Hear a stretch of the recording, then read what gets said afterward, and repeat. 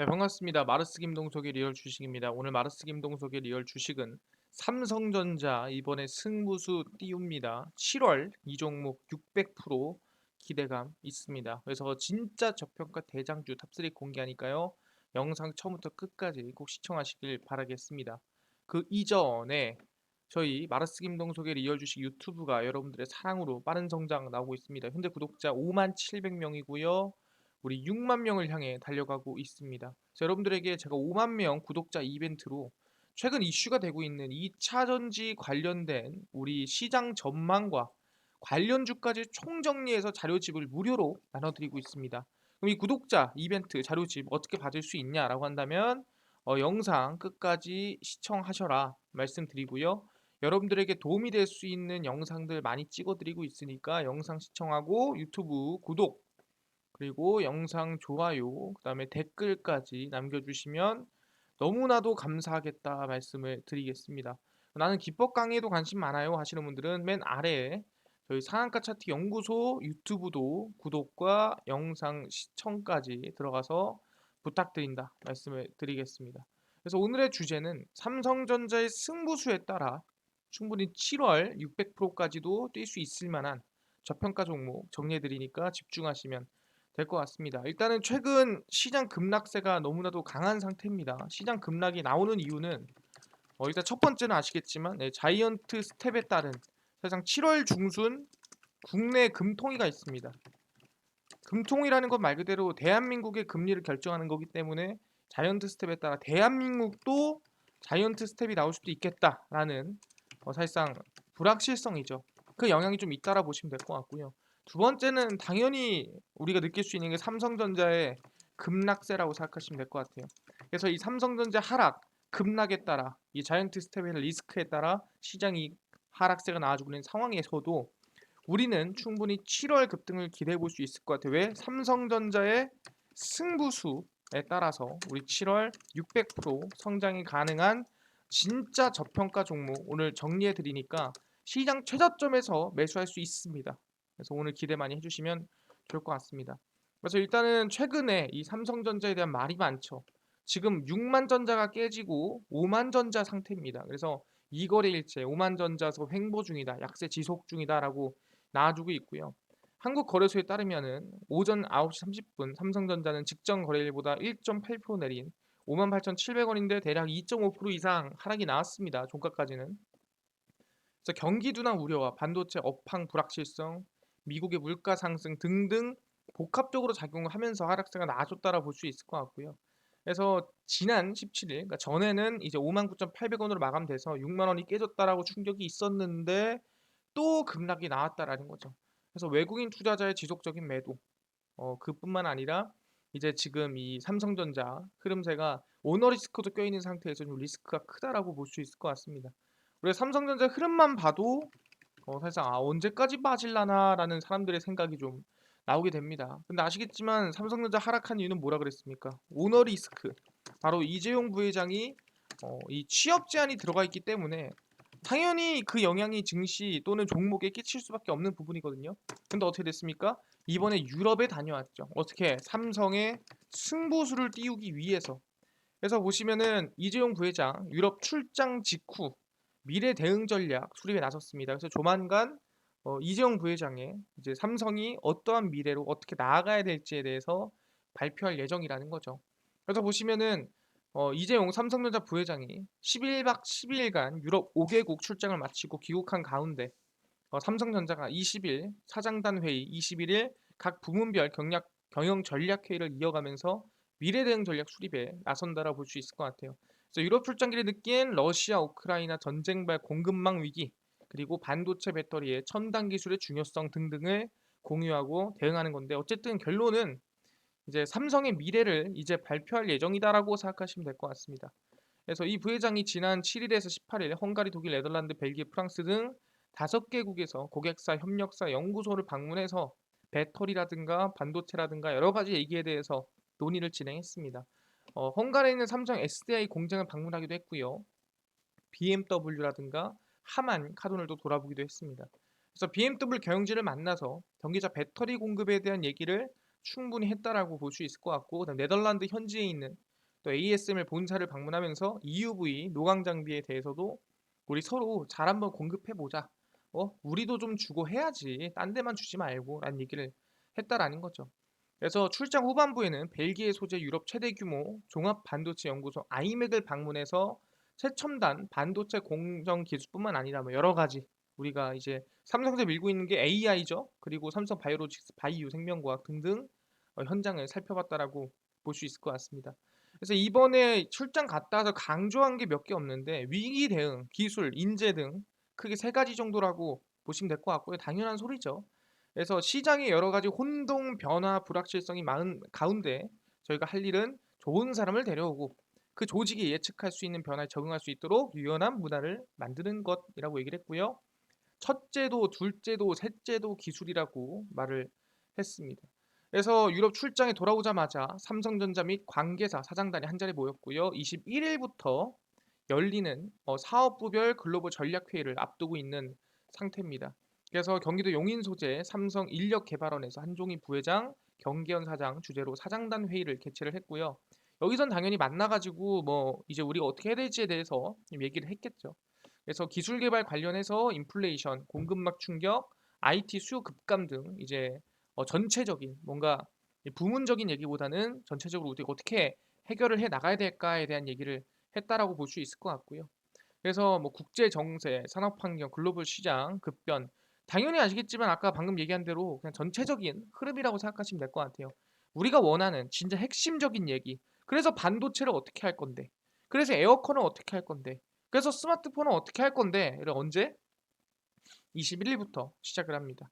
그래서 보시면은 공급망 교란, 인플레이션, 소비 심리 위축, 첨단 기술 경쟁력 등등 논의가 진행되고요.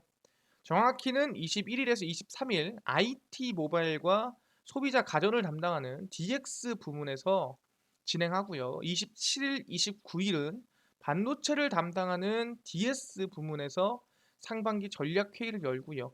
코로나19 사태 이후 연말에만 한 차례 전략 회의만 진행한 부분이기 때문에 거의 뭐 3년 만에 재개되는 회의라고 생각하시면 될 것 같고 이 안에서 아마 좀 중요한 발표가 이어지지 않을까라는 좀 기대감이라든가 좀 일각에서의 좀 이슈가 나와주고 있는 상태입니다.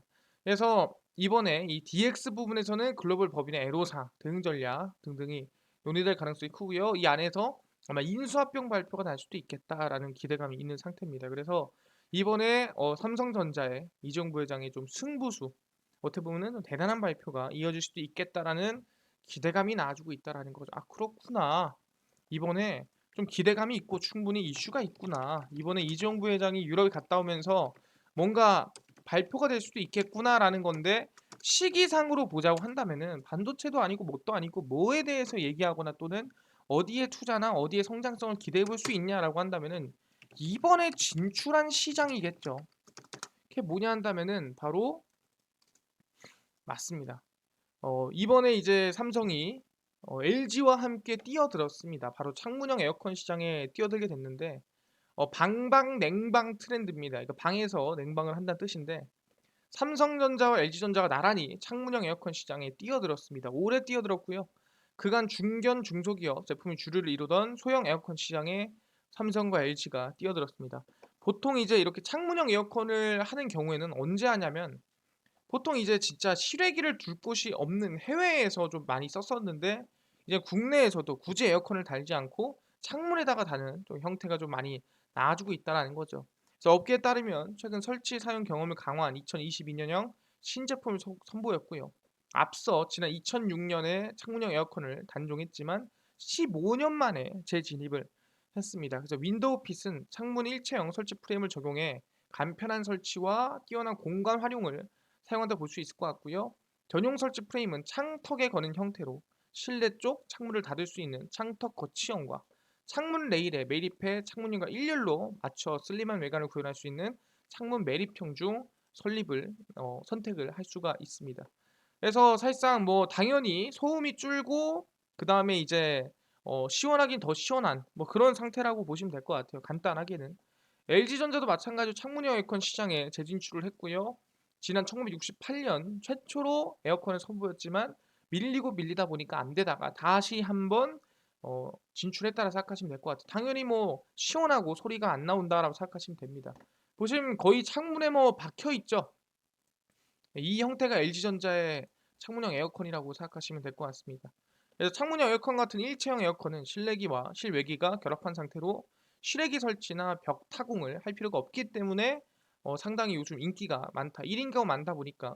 그래서 방방냉방, 방마다 냉방 트렌드가 확산됩니다. 옛날에는 이제 거실에다 에어컨을 설치하면은 다 거실에 모여가지고 자고 뭐 이런 분위기였으면 요새는 방마다 에어컨이 무조건 있어야 돼요. 요새 신축 아파트를 보면은 방마다 무조건 에어컨이 있고 거실 따로 있고 좀 그런 편입니다. 그래서 이번에 삼성과 LG가 신제품을 좀 이번에 거의 15년 만에 재진출을 했다라고 보시면 될 것 같습니다. 그래서 2019년 4만 대 규모로 형성되었던 창문형 에어컨 시장이 지난해 30만 대를 넘어섰고요. 그러니까 거의 뭐 7배 이상 성장을 한 거죠. 그래서 이번에는 아마 7배, 10배까지도 성장하지 않을까라는 기대감이 나아지고 있는 상태입니다. 아, 그렇구나. 뭐다?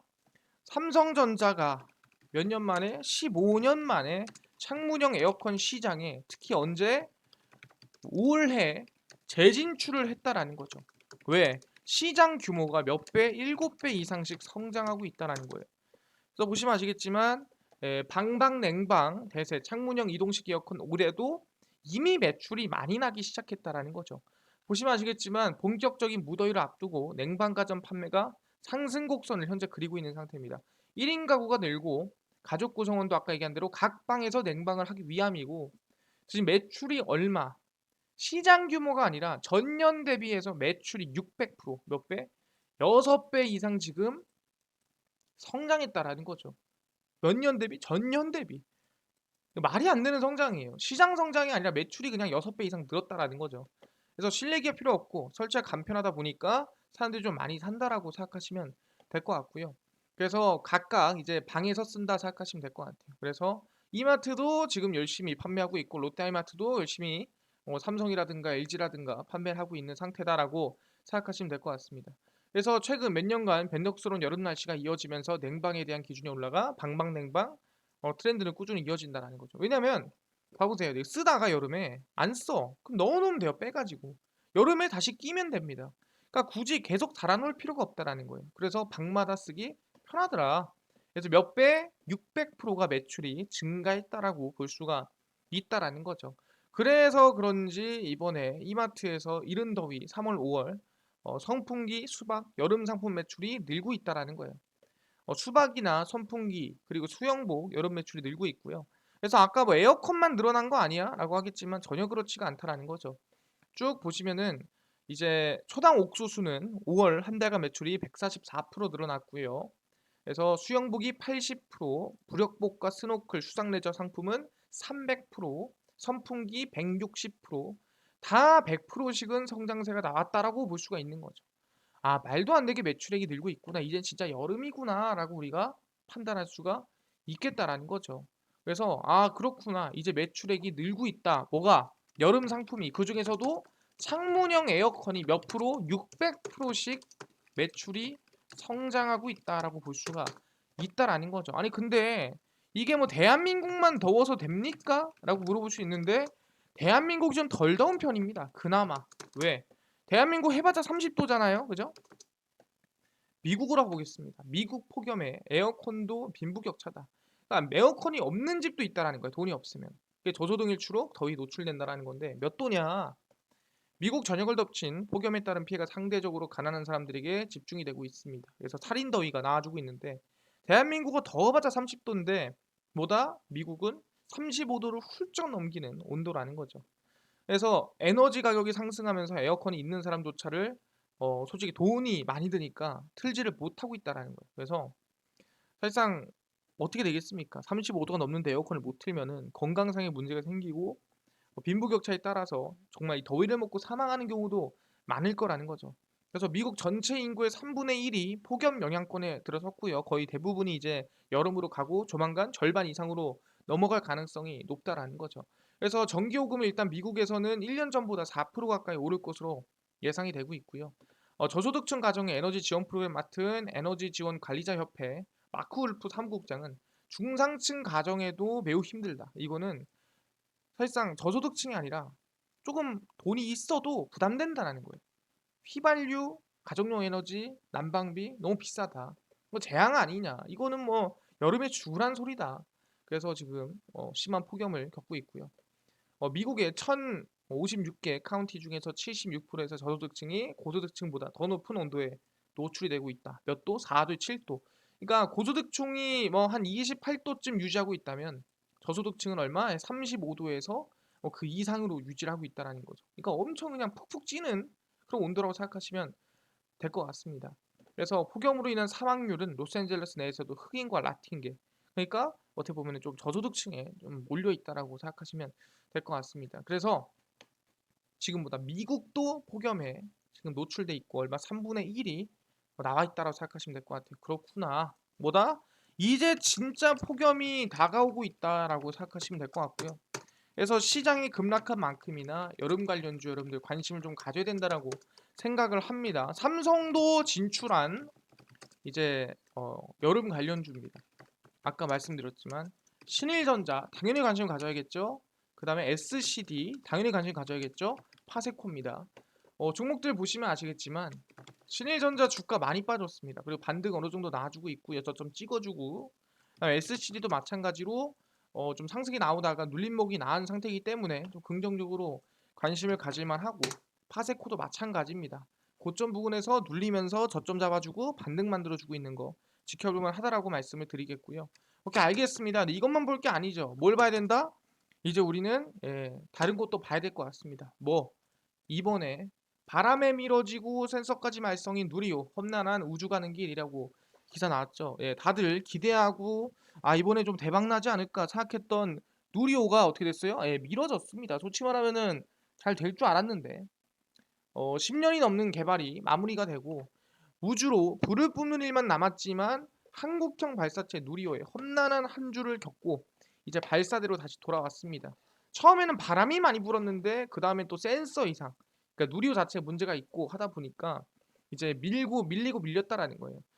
일단 누리호 첫 시도는 지난해 2021년도 10월이었습니다. 절반의 성공, 솔직히 말하면 실패죠. 말이 좋아 절반의 성공인지 날아가다가 3차 분리에서 실패하고 이 중력권을 돌파하지 못하고 떨어지는 모습이었다라고 볼 수 있을 것 같고요. 그래서 어렵다는 3단 연소 엔진 클러스터링 성공적으로 구현했지만 3단 엔진이 일찍 꺼지면서 다음을 기약했습니다. 그래서 8개월가량 보완 과정을 거쳐서 6월 15일 새로운 목표로 삼았으나 이제 어느 정도 해결을 했어요. 근데 너무 바람이 불어가지고 조금 문제 있었는데 또 이제 센서 문제로 또 연기가 됐습니다. 그래서 언제 하냐 말이 많았습니다. 그래서 지난해 10월 첫 도전에서는 고도 700km 궤도에서 도달했지만 어쨌든 이 중력권을 돌파하는 건 힘들었다라고 보고 있는 상태고요. 그래서 이거저거 고민해보니까 6월 15일이다 했어요. 근데 사실상 바람이 많이 불어가지고 15일에서 16일로 또 미뤄졌는데 그 16일로 미뤄졌다가 또 아까 얘기한 대로 이 센서, 이 탱크의 레벨 센서 시스템이 제대로 된 측정값을 보이지 않아서 또 미뤄졌습니다. 그래서 원인이 모르는 상태에서 무기한 연기가 됐었다가 점검하고 레벨 센서 문제들 처리를 하면서 이제는 가야겠다 하면서 이제 21일 날 발표를 하기로 이 발사하기로 결정이 됐다라는 거죠. 그래서 정확히 얘기하자면 고종환 본부장이 문제는 해결했으나 긴장 늦출 수 없다 밝혔고요. 발사체는 수많은 부품이 들어가는데 100% 문제없다고 보증할 수는 없다. 다만 유사한 부분에 대해서는 점검했기 때문에 가능성은 작아졌다라고 얘기를 하고 있는 상태입니다. 그러다 보니 이제 드디어 어떻게 됐냐면은 누리호를 다시 11일 6월 20일 11시 10분에 다시 세워놨습니다. 보이시죠? 누리 써 있고요. 발사 준비 순조롭게 진행되고 있습니다. 그래서 정확히 얘기하면 6월 21일에 발사고요. 한국형 발사체 누리호가 20일 다시 한번 하늘을 바라보며 세워놨습니다. 오전 11시 10분께 발사대 기립 및 고정 작업이 완료가 됐다라고 볼 수 있을 것 같고요. 조립동에서 발사대까지 거리 1.8km 아주 가깝지만 누리호를 실은 트랜스포터 시속 1.5km로 천천히 이동해서 나로 우주센터 발사대에 도착을 했습니다. 그래서 발사대에 이제 수직으로 세워서 고정이 됐고요. 이제 발사할 준비만 되고 있는 겁니다. 그래서 쏘기만 된다. 지금 발사대로 가는 과정이고요. 1.5km 속도로 천천히 갔다고 합니다. 그래서 누리호는 에비오닉스, 뭐 레인지 시스템, 자세 제어계 등등 점검 작업이 들어가고요. 그래서 연료나 산화제 충전 중 막히거나 셀 가능성이 있는지 뭐 이거저거 또 점검이 계속 들어가게 됩니다. 그래서 21일 누리호 발사관리위원회를 개최해서 추진제를 충전할지 여부를 결정하고요. 그러니까 아직 완전히 확정난 건 아니에요. 20일 쏜다는 건 맞습니다. 그래서 20일 일단 오후 4시 정도로 예측하고 있는 상태고 일단 21일 4시에 쏩시다 라고 얘기가 되고 있는 상태죠. 그래서 이거에 대해서 말씀드리자면은 누리호가 드디어 발사가 되는구나. 누리호가 이번 15일에서 16일로 밀렸고요. 16일에서 21일로 밀렸습니다. 그래서 21일 4시로 거의 확정이 된 상태고 누리호가 드디어 발사가 된다라고 생각하시면 될 것 같아요. 그래서 항상 얘기합니다. 누리호가 발사되니까 이제 찍으세요가 아니에요. 솔직히 말하면 누리호가 성공할지 실패할지 아무도 모릅니다. 그 우리가 관심 가져야 될 건 뭡니까? 실패하던 성공하던 누리호가 끝나고 나서의 우주 관련주가 우리한테 중요하다 얘기하는 거예요. 누리호 끝나고 나서 왜? 실패하면 실패한 대로 급락이 나올 거예요. 성공하면 성공한 대로 기대감이 있다 보니까 하락이 나올 가능성이 큽니다. 그럼 그때 우리는 그 다음 기대감을 보면서 저가에 담으면 된다라는 거예요. 뭘 보면서? 일단 첫 번째입니다. 미국 에시움 스페이스 한국 기업의 우주 부동산을 팝니다. 이제는 뭐다? 옛날에는 우리가 이제 루나 엠버시라 그래서 뭐 달에 땅을 팔고 달에 뭐 땅 증서를 팔고 이랬었는데 이젠 진짜 우주 부동산을 판매한다라는 거예요. 뭔 소리냐? 미국의 우주 관광 스타트업인 엑시옴 스페이스가 한국 기업과 기관들 대상으로 6,400억 원 정도의 자금을 모집 중이라는 거죠.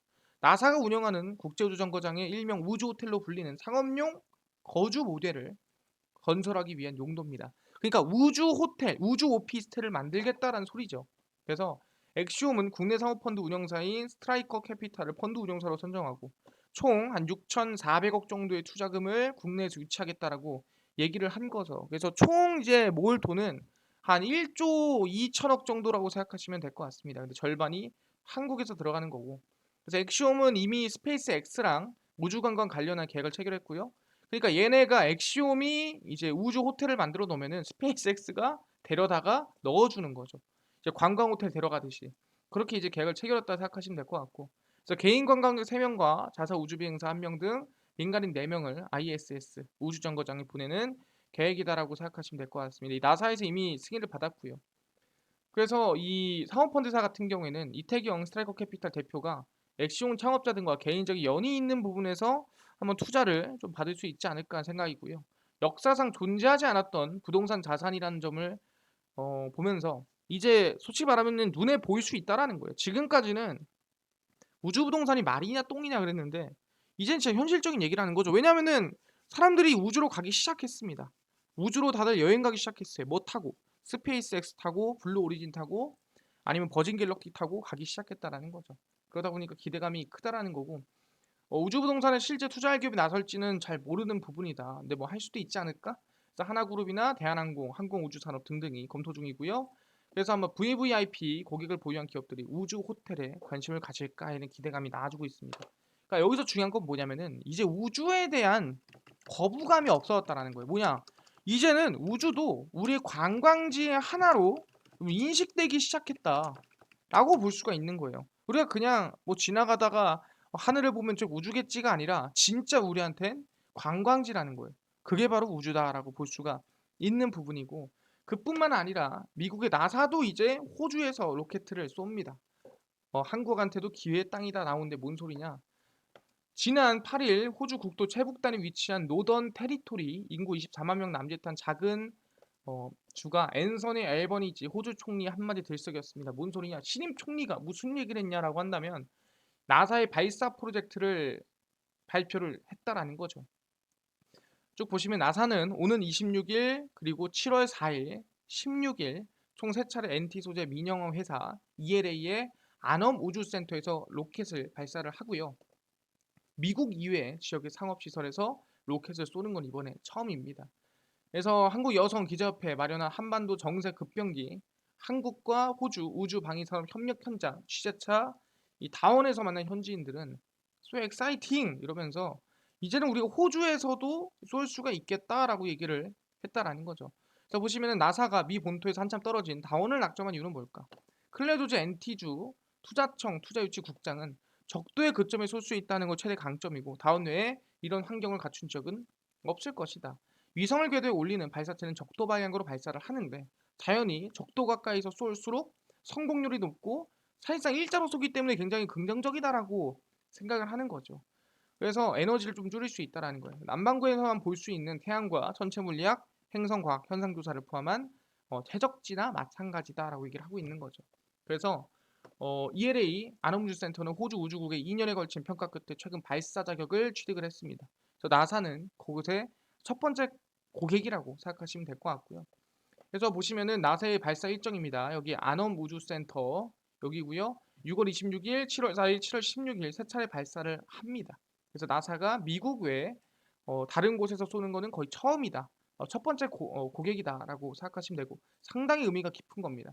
근데 중요한 건 뭐냐면은 이곳이 이 미국뿐만이 아니라 충분히 어디 우리나라 대한민국에도 상당히 기대감이 크다라는 거죠. 보시면 호주가 한국에도 기회의 땅이 될 수 있다라고 얘기가 나와주고 있다라는 거죠.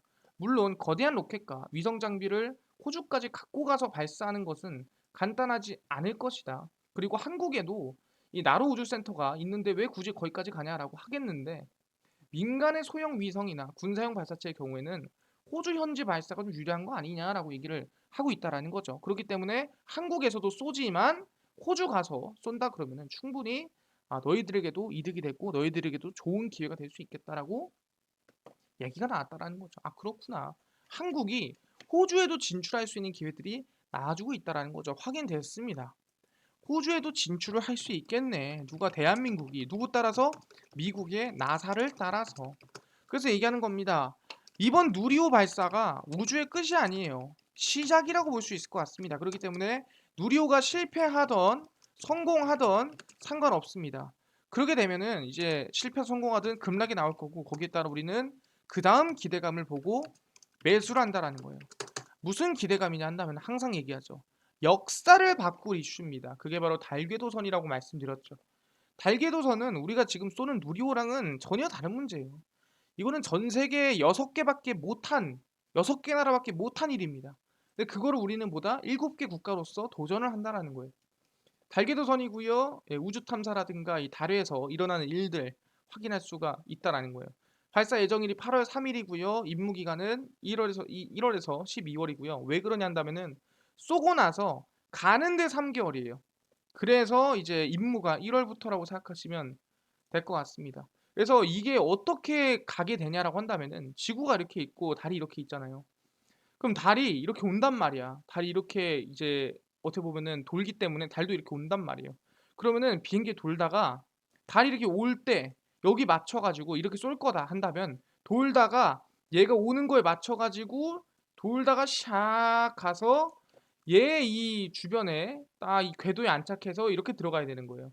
그래서 이 타이밍 날아오는 이 달이 오는 타이밍과 얘가 쏘는 타이밍이 맞아야 이렇게 궤도에 돌다가 이렇게 싹 날아갈 수가 있다라는 거죠. 그렇게 생각하시면 될 것 같습니다. 그래서 8월 3일 우리나라가 처음으로 지구 궤도를 벗어나 달에 갑니다. 그래서 달에 사람이 가는 건 아니고요. 로봇이 간다 생각하시면 됩니다. 그래서 이 다누리라고 합니다. 아까 전에 이제 그냥 우주에 쏘는 건 누리호고 이건 다누리입니다. 그래서 미국 발사장에 이동하기 앞서서 그 모습을 공개를 했고요.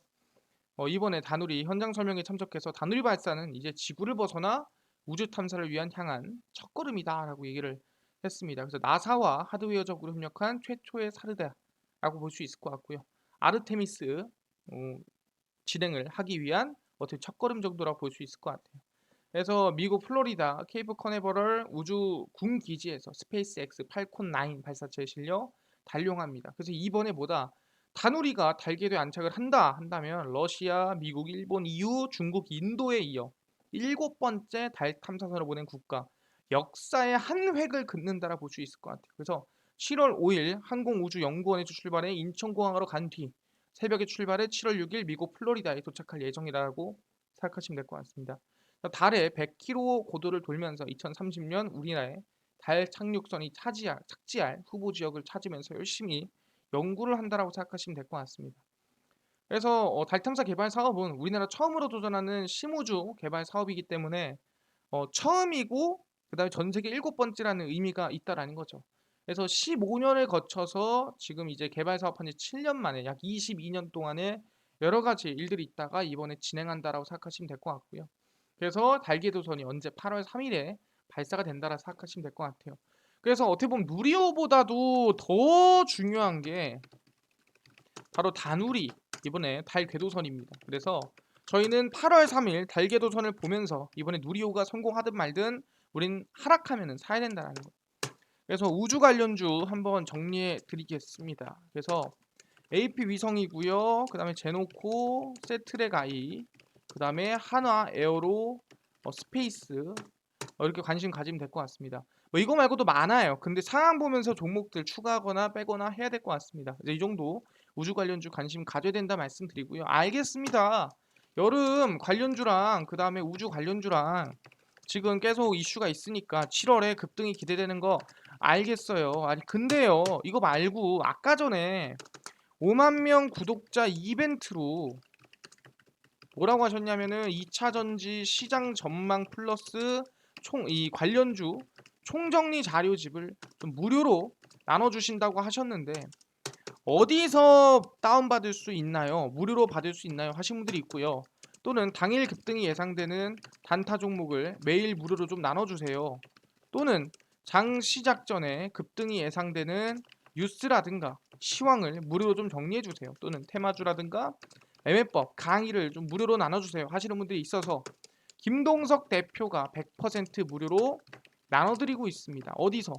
바로 김동석의 리얼 주식 연구소라는 100% 무료 어플이고요. 이 어플은 각 스마트폰 안에 구글 플레이 또는 나는 갤럭시를 쓰시면 플레이 스토어 그리고 나는 아이폰을 쓴다 그럼 앱스토어에서 무료로 다운로드 받을 수 있고요. 구글 플레이, 플레이 스토어, 앱스토어 들어가신 다음에 뭐라 검색하냐?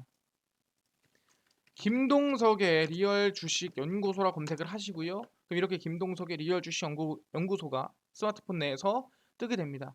100% 무료로 설치 가능하니까요. 꼭꼭꼭꼭 설치하셔라 말씀을 드리고요. 설치를 하시고 나면은 이렇게 김동석의 리얼 주식 연구소 어플이 화면에 뜨게 됩니다. 100% 무료 어플이고요. 당일 리얼 추천주가 당일 급등 예상 종목을 무료로 알려드리고 극비 분석이 장 시작 전 시황입니다. 장 시작 전에 시황을 정리해드리고 극비 자료가 테마주라든가 매매법을 무료로 나눠드립니다. 아니 5만 명 구독자 이벤트에 어떻게 참여하나요? 하시는 분들이 있을 거예요. 리얼 추천주 누르시고요. 들어가시면은 저희가 5만 명 이벤트 참여해가지고 올려놨습니다. 그래서 5만 명 달성 이벤트고요. 뭐 지금 5만 명 너무 감사합니다. 그래서 2차 전지 전기차 총정리 자료집을 이벤트로 무료로 나눠드립니다. 100% 무료고요. 두 가지만 하시면 돼요. 첫 번째는 마르스 김동석의 리얼 주식 유튜브 구독 버튼만 누르시면 돼요. 돈 드는 거 아닙니다. 구독만 하시면 되고요. 두 번째는 이 어플의 현재 글 밑에 이렇게 하트 버튼이 있어요. 현재 글 아래에 하트 버튼을 누르면 됩니다. 구독 누르시고요. 하트 버튼 누르신다. 한다면 그분들은 모두 100% 무료로 2차 전지 전기차 총정리 자료집 나눠드립니다. 그래서 6월 16일부터 7월 1일까지 진행하니까 주변에 공유 또는 주변에 소개 많이 부탁드리고요. 꼭 참여하시길 바라겠습니다. 이뿐만 아니라 리얼 추천주에서는 매일매일 이렇게 6월 21일, 20일, 17일, 16일, 15일 무료 추천주를 무료로 알려드리고 있고요. 당연히 100% 무료니까 알아가시면 좋겠다 말씀드리고 옆에 극비 분석에서는 장 시작 전 시황을 올려드립니다. 보시면 해외 증시부터 오늘도 국내 이슈 관련주들 정리해서 올려드리죠. 그러니까 이것만 봐도 다른 이슈를 볼 필요가 없고요. 극비 자료에서는 최근 테마주나 총정리 자료집을 무료로 나눠드리고 있습니다. 보시면 최근에 뭐 원숭이 두창 또는 여름 관련주가 있었다면은 왜 움직이고 어떤 종목들이 있고 정리 다 해드립니다. 뭐 이것뿐만 아니라 최근에 이슈가 있었다면은 뭐 쌍용차가 이슈가 있었다. 뭐왜 있었고 무슨 관련주가 있는지 다 정리해놨죠. 그래서 이거 정말 많거든요.